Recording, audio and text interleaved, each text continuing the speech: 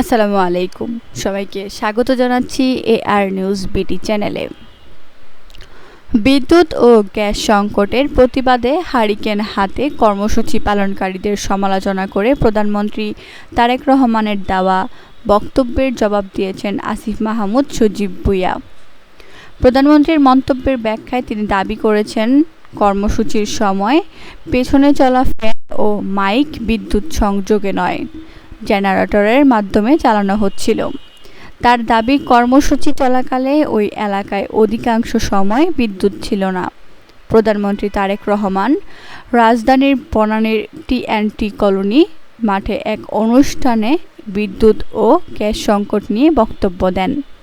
সেখানে সাম্প্রতিক একটি রাজনৈতিক কর্মসূচির প্রসঙ্গ টেনে তিনি বলেন, কিছু রাজনৈতিক দলের নেতাকর্মী সামনে হারিকেন নিয়ে গ্যাস বিদ্যুতের দাবি বসেছিলেন, অথচ তাদের পেছনে ফ্যান চলছিল। এ ধরনের কর্মসূচিকে তিনি হঠকারিতা হিসেবে উল্লেখ করেন। প্রধানমন্ত্রী বলেন, সরকার দেশের জ্বালানি সংকট সমাধানে কাজ করছে। আগামী ২৭ আগস্ট শুরু হতে যাওয়া সংসদ অধিবেশনে আগামী ১০ বছরে কিভাবে দেশের জ্বালানির সমস্যা সমাধান করা হবে সেই পরিকল্পনা জনগণের সামনে তুলে ধরা হবে বলেও জানান তিনি। প্রধানমন্ত্রীর ওই বক্তব্যের পর আসিফ মাহমুদ সজীব ভুঁইয়া তার বক্তব্যে বিষয়টি পরিষ্কার করার দাবি করেন। তার ভাষ্য, কর্মসূচিতে ব্যবহৃত ফ্যান ও মাইক্রোফোন জেনারেটরের মাধ্যমে চালানো হচ্ছিল।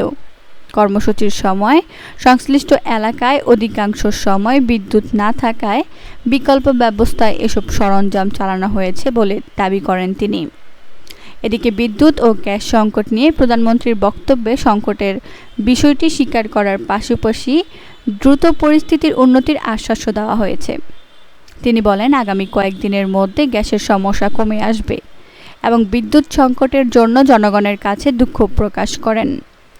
প্রধানমন্ত্রী বিরোধী রাজনৈতিক দলগুলোর প্রতি সংকট সমাধানে বাস্তবসম্মত পরিকল্পনা দেওয়ার আহ্বানও জানিয়েছেন। তার বক্তব্য অনুযায়ী, কোনো দলের পরিকল্পনা আগামী ৩ থেকে ৬ মাসের মধ্যে জ্বালানি সংকটের সমাধান করতে সক্ষম হলে সরকার তা গ্রহণ বাস্তবায়ন করবে।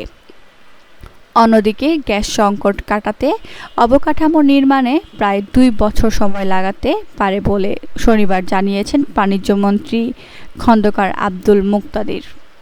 একই সঙ্গে জ্বালানি পরিস্থিতি স্বাভাবিক করতে মালয়েশিয়া থেকে এলএনজি আমদানির চেষ্টার কথাও জানান তিনি।